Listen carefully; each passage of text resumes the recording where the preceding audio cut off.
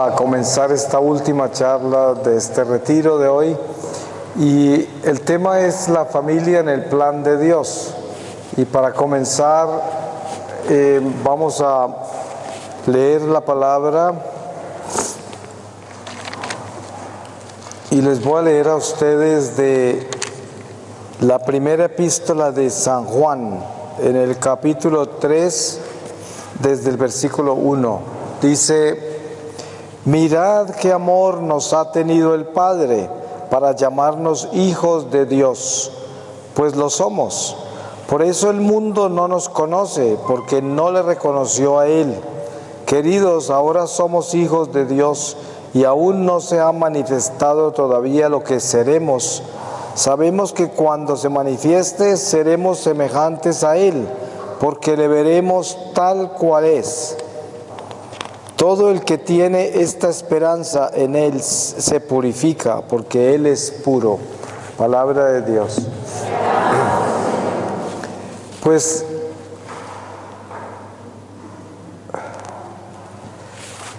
yo creo que hoy en día, y ustedes aquí en Argentina conocen muy bien lo que yo les digo sobre la familia, que es la batalla tan grande que tenemos, porque el demonio está enfurecido y su batalla más grande de estos últimos tiempos es la batalla contra la familia. Lo sabemos, es claro, nos quieren pervertir los niños, es más, los están pervirtiendo. Ustedes conocen las leyes que se han pasado, no solamente aquí en Argentina, sino en muchos países en el mundo, donde prácticamente se ha declarado la guerra totalmente contra Dios, contra todo lo establecido por Dios, contra todos los valores, y se quiere destruir completamente la familia, porque pues el sentido del demonio es que la forma más práctica para acabar con la familia humana es degenerando sus hijos. Por eso todas estas ideologías que están enfocadas directamente a la destrucción del ser humano, propagando toda clase de vicios y depravaciones. Y esto es lo que debemos tener claro nosotros, de que tenemos un enemigo muy furioso, no porque antes no lo tuviéramos, siempre lo hemos tenido en este destierro toda la vida desde que caímos en el pecado original.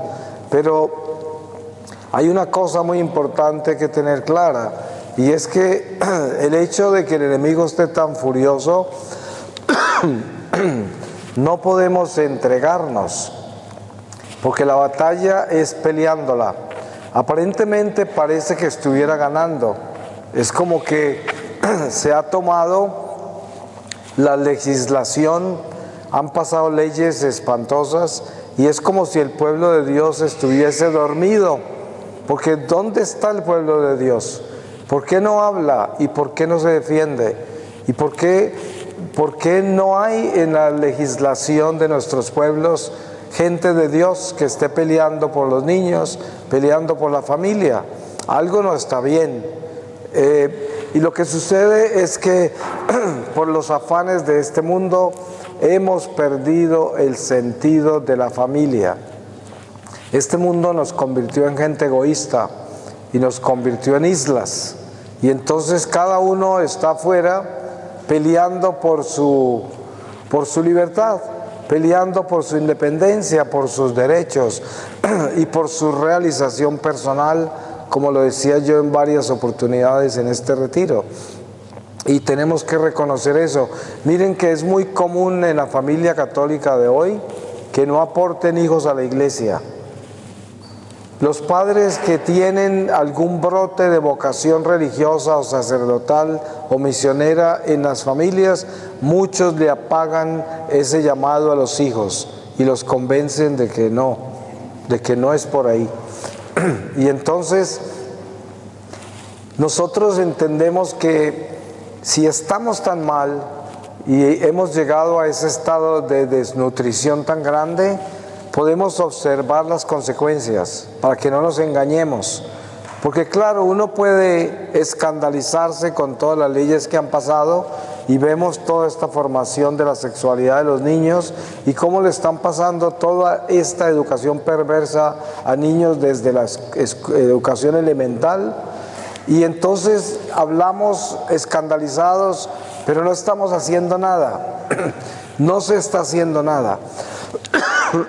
Y estos son tiempos en que el Señor nos está mirando con cuidado y diciendo, se van a quedar callados, no van a hacer nada y van a dejar que perviertan la iglesia y la familia. Bueno, pues eso es problema de ustedes, porque yo les he dado todas las herramientas para que se defiendan. Les he dado todas las armas, les he mostrado la verdad y les he enseñado que hay que pelear peleando. O sea, nosotros no podemos quedarnos de espectadores ante un mundo perverso que se nos llevó los niños. Y esos mismos niños se van a voltear contra nosotros. Ya los vemos volteados contra nosotros. ¿Quiénes son estas feministas que vienen a las puertas de nuestras iglesias a pintarlas, a destruirlas, a defecarse en frente de la iglesia en los atrios y a hacer cosas abominables? Esas son hijas de familias. Esos hijos se voltearon contra sus propias familias, se voltearon contra su propia iglesia, porque la mayoría eran hijos de la iglesia. Se voltearon contra la sociedad, se voltearon contra sí mismos. Y eso es una guerra cara a cara contra el demonio. No podemos simplemente centrarnos en que estas son ideologías. Y entonces es el comunismo y este neomarxismo que centró a la sociedad y nos ganó las elecciones. El problema es mucho más profundo que eso. Claro, el diablo se viste de toda clase de filosofías, ideologías, y la más común de los últimos tiempos ha sido el marxismo, y en Latinoamérica ese neomarxismo, porque es más que todo una actividad criminal, porque ustedes saben que el neomarxismo que hay en Latinoamérica es una ideología corrupta de ladrones. Son dictaduras y lo que hacen es saquear los tesoros de los pueblos y se enriquecen todos esos populistas y dejan al pueblo en la ruina y encima de todo pervertido, porque ellos, para poder sacar votos, tienen que degenerar la juventud, y esa juventud es la que vota por ellos, porque ellos la deshabilitaron, la convirtieron en inválidos mentales, emocionales, psicológicos, les corrompen su sexualidad, los drogan.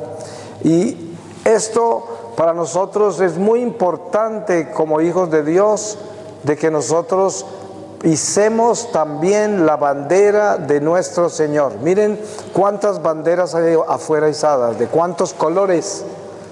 Ustedes saben, y nos las colocan en la puerta de nuestra casa, la colocan en todos los parques y en todos lugares, hasta en la puerta de nuestras iglesias. A veces se entran a las iglesias con esas banderas. Y esas banderas no son de Dios, esas banderas no son pro familia, esas banderas no son pro vida, esas banderas no vienen a hacer el bien.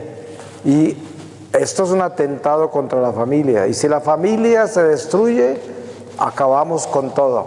Porque el nido de la iglesia es la familia. De la familia salen las vocaciones, de la familia sale todo. Miren ustedes que la iglesia se fundó en la única familia que no ha tenido pecado, que es la familia de Nazaret, María y José. Y esta es la familia de donde se desprende todo el cristianismo. Y si entendemos el misterio de la necesidad tan grande que hay de defender la familia, nosotros al mirar lo que está pasando en el mundo quedamos abrumados, porque uno dice, ¿cómo hago para cambiar esto? Yo solo no puedo. Pero es que los cambios se dan en la forma más sencilla. El Señor comenzó la iglesia con 12 apóstoles. Así hizo el Señor todo. Nació en un pesebre, en una pesebrera, en la forma más sencilla y elemental. Y desde ahí construyó todo, desde lo más pequeño. Entonces, ¿cómo se cambian las cosas? Cambiando nosotros y cuidando nuestra familia. Tenemos que empezar nosotros con lo nuestro.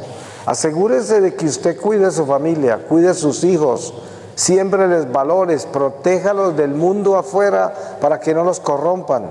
Asegúrese de saber qué es lo que leen, qué es lo que ven, dónde están, con quién están. Eso tienen que poner la guardia, no podemos dormirnos. Estamos en una batalla la más grande de toda la humanidad, de toda la historia.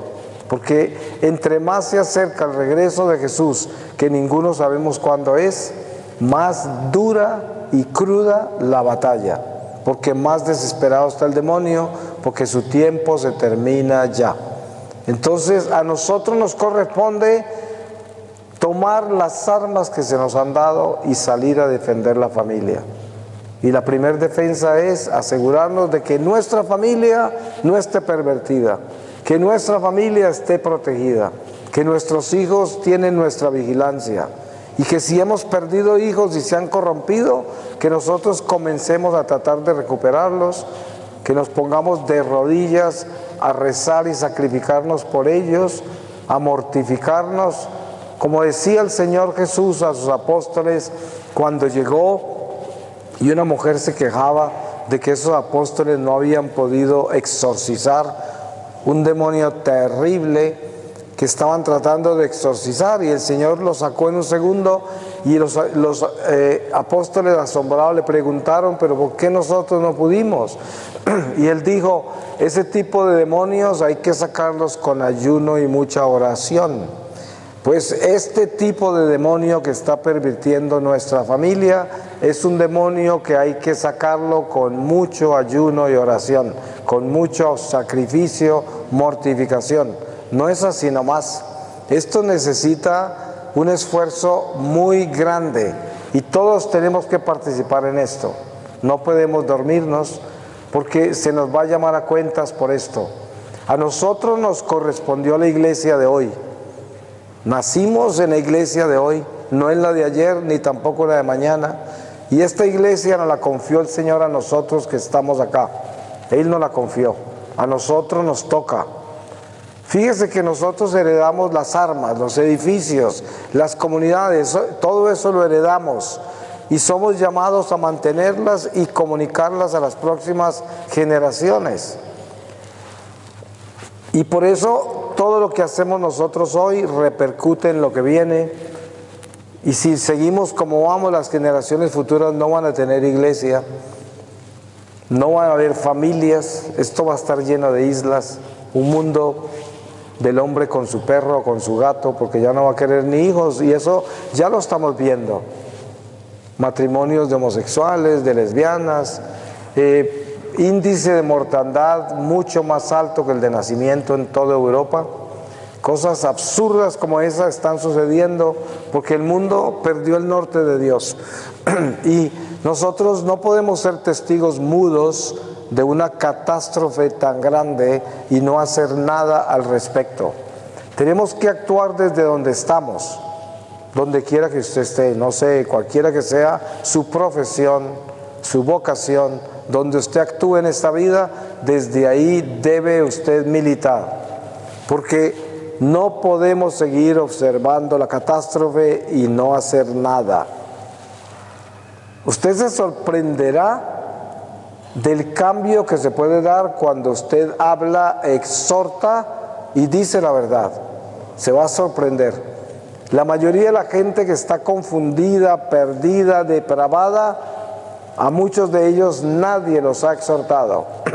Y a veces sus propios padres, para no perder la amistad con ellos, se quedan callados y no los exhortan. Son perros mudos y esos hijos nadie les ha dicho la verdad. Y se sorprenderán que la gente cuando escucha la verdad de pronto cambia. Cada uno de nosotros tenemos testimonios de eso, de gente que ha cambiado porque escuchó la verdad, y era gente bien endurecida, corazones de piedra, gente perdida. Yo soy uno de ellos. Podemos cambiar, por eso nos toca hablar, nos toca exhortar, nos toca izar nuestra bandera. No podemos quedarnos mirando este desfile de ideologías desfilando con nuestros hijos de la mano. No podemos dejar que eso suceda, porque tenemos todas las armas. No somos personas que estamos encadenados al diablo, no podemos movernos porque estamos en una prisión. Nosotros tenemos la libertad de Jesucristo y tenemos armas letales que pueden derrumbar gigantes de los infiernos.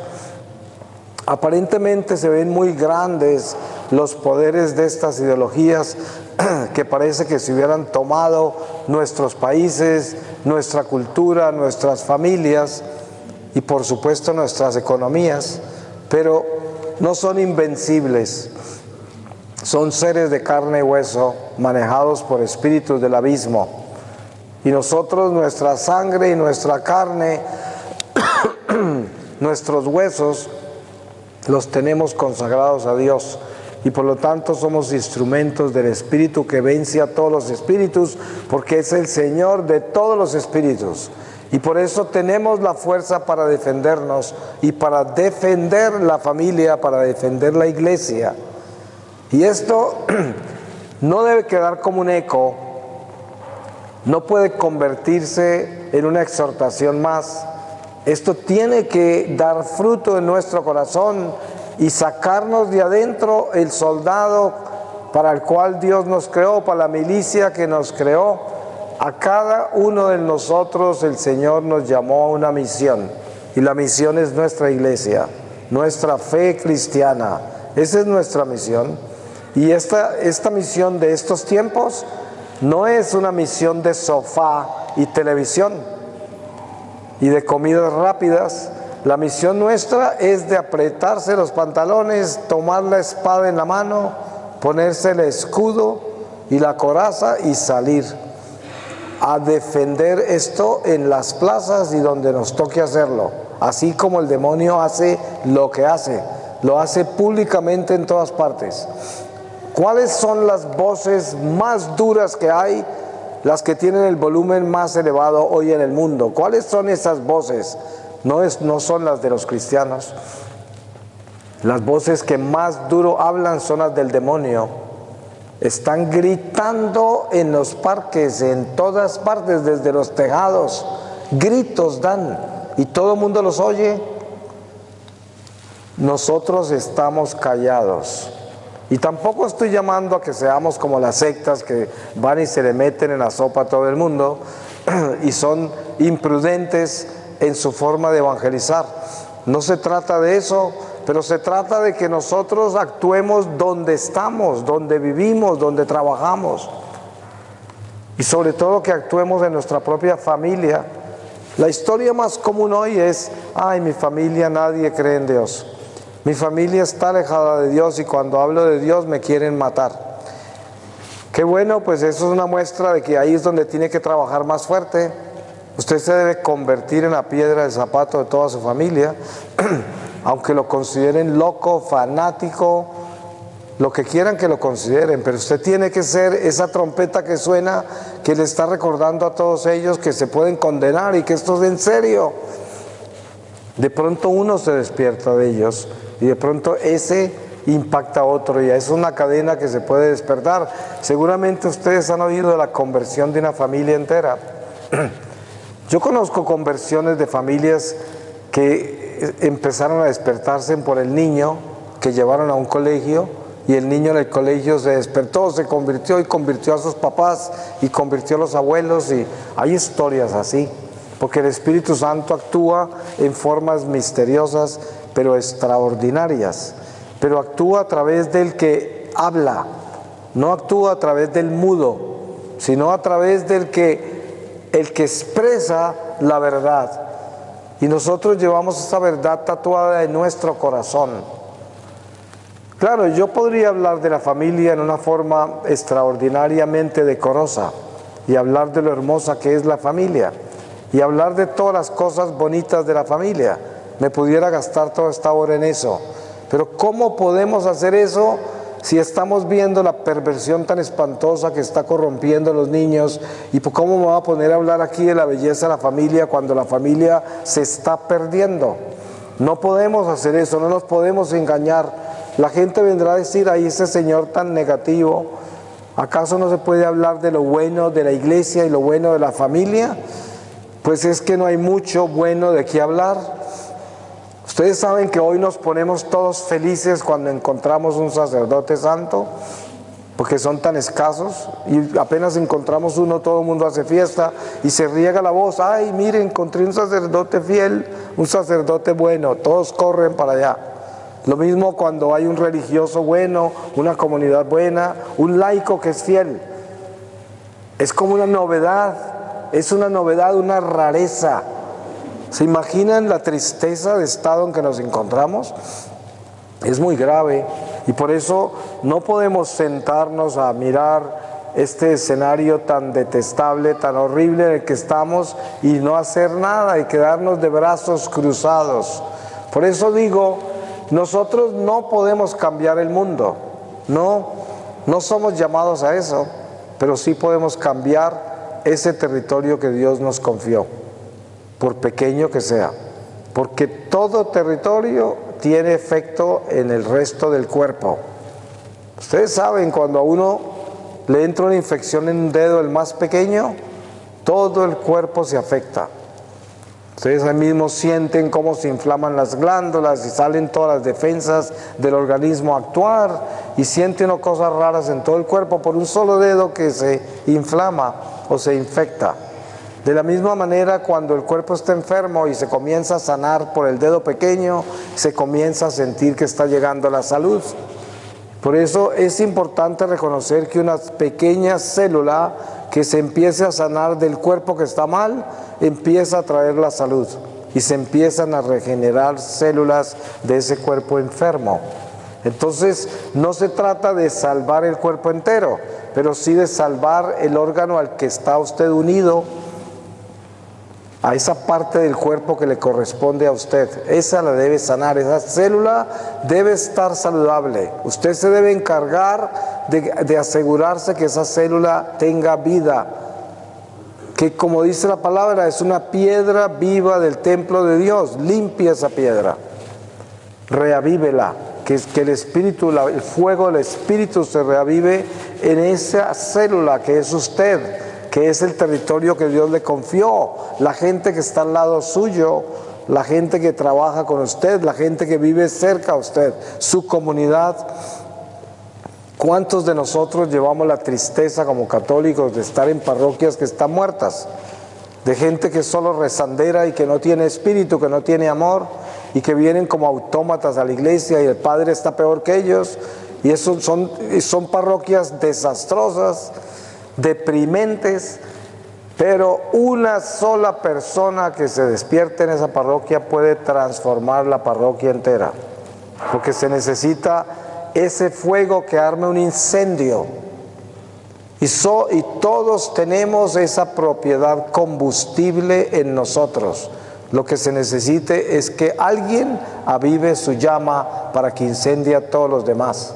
Se necesitan líderes, se necesita gente despierta, se necesita gente con agallas, con pantalones, que se apriete esa correa y que sin miedo se lance al abismo de Dios y proclame la verdad sacrificando su vida si es necesario. Porque como dice el Señor, si tratas de salvar tu vida, la pierdes. Eso es lo que es el respeto humano. La mayoría de la gente quiere salvar su vida y protegerla, y no quiere echarse enemigos ni quiere meterse en la vida de los demás. Esa es una vida políticamente correcta que es la causa de todos los males de esta sociedad, sobre todo las familias de Dios.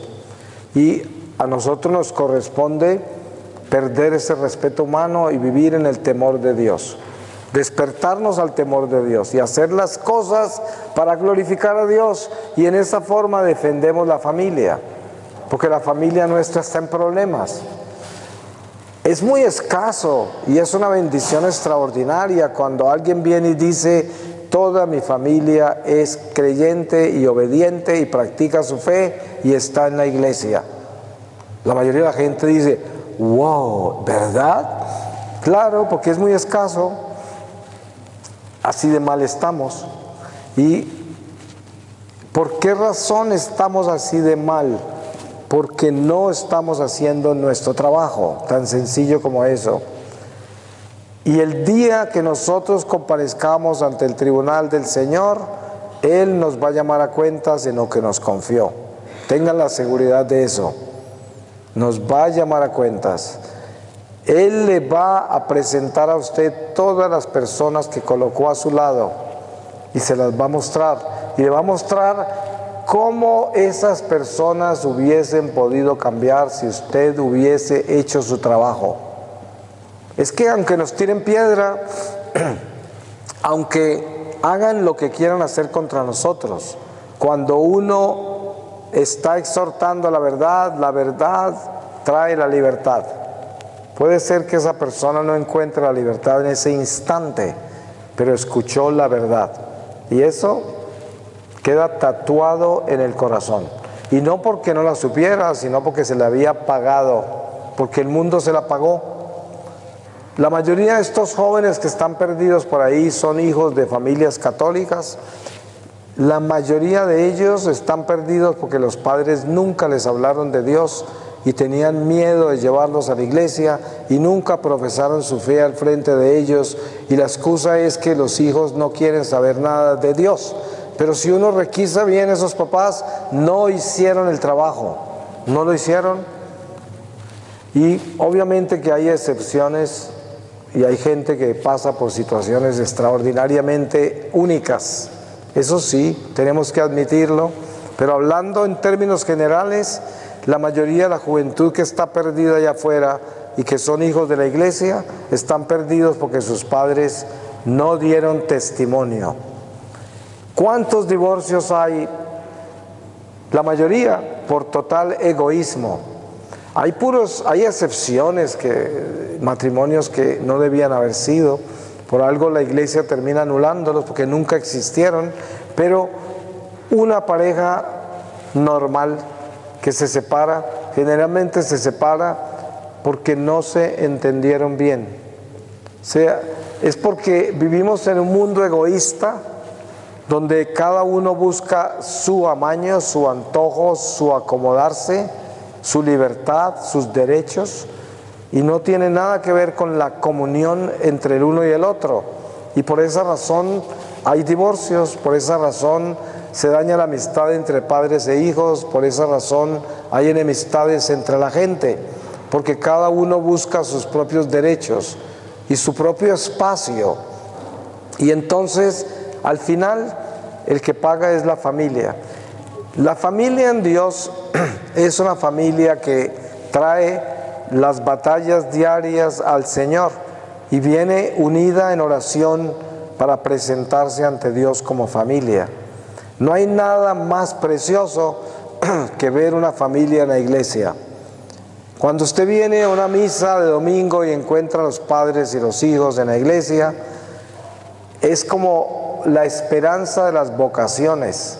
Ustedes saben cuántos jóvenes están mirando para tratar de buscar su identidad, y cuando encuentran en la iglesia una familia constituida en Dios, eso puede despertar la vocación matrimonial de un joven que está buscando identidad. Es como cuando un sacerdote es fiel y todo lo está haciendo bien. Ese joven que está ahí, que está buscando identidad y de pronto tiene ese llamado al sacerdocio, ese sacerdote lo va a inspirar, porque ese sacerdote lleva el espíritu del sacerdocio y está siendo fiel a lo que hace. Igual cada uno de nosotros, por medio de nuestra fidelidad y nuestro testimonio de vida, transformamos la gente que nos observa. Mucha gente nunca se nos acerca, mucha gente no nos dice nada, pero nos está mirando con una lupa, sobre todo los jóvenes, y ellos observan con mucho cuidado. Nosotros nos asombramos de la velocidad con que los niños y los jóvenes de hoy manejan esta tecnología. Pero se nos olvida algo importante. Con la misma velocidad que un joven puede manejar un celular y cualquier instrumento electrónico, con esa misma velocidad lo miran a usted y en un segundo saben de qué está hecho usted. Por eso el tibio, el hipócrita, el mediocre no convence a los jóvenes, porque ellos van demasiado rápido y saben quién es usted. A ellos no los convence la rezadera y la participación en iglesia, que están por ahí los papás o la gente que está en iglesia por ahí sudando agua bendita y todo eso. Eso no los convence. Lo que convence a un joven es el testimonio.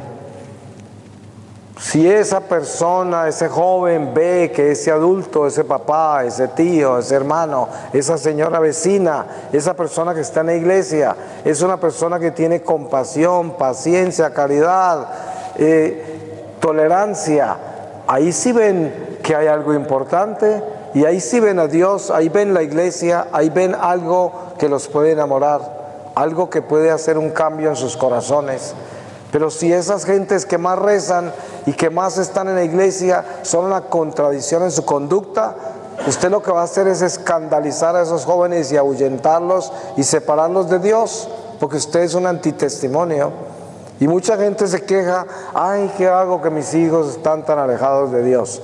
Y cuando uno se pone a revisar esa situación, muchas veces se da cuenta que esos mismos padres de familia fueron los que los alejaron de Dios con su conducta, porque son contradictorios, porque son un testimonio falso de lo que dicen y lo que hacen. Por eso Jesús, cuando hablaba de los fariseos, les decían, hagan lo que ellos les digan, pero no lo que ellos hacen, porque predicaban la verdad y vivían una mentira, caminaban al revés de lo que predicaban, y eso sucede con mucho católico hoy. Y por eso hay tanta fragilidad en nuestra naturaleza humana. Es muy raro hablarle a los jóvenes que están en un noviazgo preparándose para el matrimonio, hablarles de la castidad. Casi que se escandalizan, porque eso, ¿cómo así que castidad? Si nos vamos a casar. Esto es absolutamente absurdo, pero hasta allá hemos llegado. Ya no hay sentido de la castidad. Y por lo tanto, pues el diablo tiene venganza en el matrimonio, porque ya cayeron desde el noviazgo. Y se nos olvida el orden de Dios. Dios es un Dios de orden. Pero estas cosas ni en la iglesia se enseñan ya, porque muchos sacerdotes tienen miedo de espantar a la gente, de asustarlos. Dice, ¿para qué nos vamos a poner tan duros con ellos si eso lo que va a hacer es alejarlos de la iglesia? Cuando en realidad lo que acerca a la gente a Dios es la verdad, no la mediocridad, la verdad desnuda. Es más fácil que un joven se convierta y se encienda en el Espíritu Santo si usted le dice la absoluta verdad. A mí se me acercaron hace poco una pareja de lesbianas y me dijeron qué pensaba yo de eso, de ellas, de la relación que tenían. Y yo dije, mire, no se puede juzgar al pecador. Yo a ustedes no las puedo juzgar como lesbianas, pero yo sí puedo denunciarles a ustedes el lesbianismo. El lesbianismo es un demonio, y si ustedes siguen unidos a él, se pueden condenar. Bueno, ahí terminó la conversación, obviamente, se fueron echando humo y echando fuego, pero la realidad es que muy pronto después de eso yo recibí noticias de que una de las niñas había escuchado esa verdad y cambió su vida. Pero todo porque se le dijo tal y como era. Y eran dos personas totalmente naufragadas en esa impureza y en esa desviación sexual. Y la tenían justificada con todas estas ideologías que apoyan todas estas depravaciones. Y esa niña cambió. Se puede, y tengo muchos testimonios así, muchos. Y ojalá que todos hiciéramos nuestro trabajo donde nos corresponde hacerlo. Pero una cosa tenemos que hacer: no podemos ser tímidos con proclamar la verdad que conocemos a tiempo y destiempo. nos corresponde hacerlo a nosotros. No podemos ser tímidos, porque el diablo no es tímido enseñando todas esas perversiones a la gente. Ahí no hay timidez. Ustedes nunca encontrarán un demonio tímido. Nunca encontrarán los que profesan esas ideologías haciendo las cosas escondidas. Las están haciendo al frente de todo el mundo. ¿Y nosotros dónde estamos?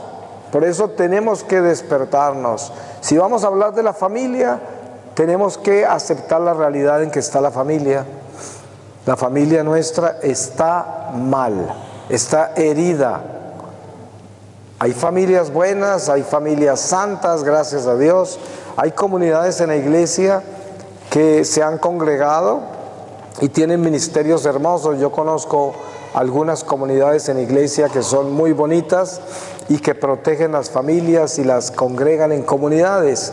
Y así se protegen entre ellos.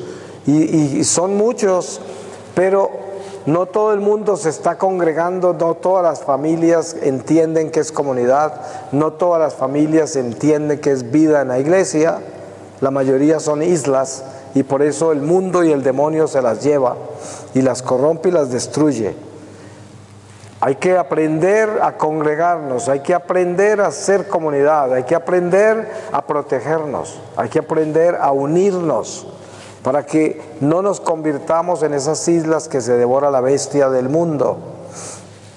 La bestia del mundo lo que hace es marginar a la persona, llenarla de vicios, llenarla de dudas, de incertidumbre, y así se la devora. Así es como destruye a la gente.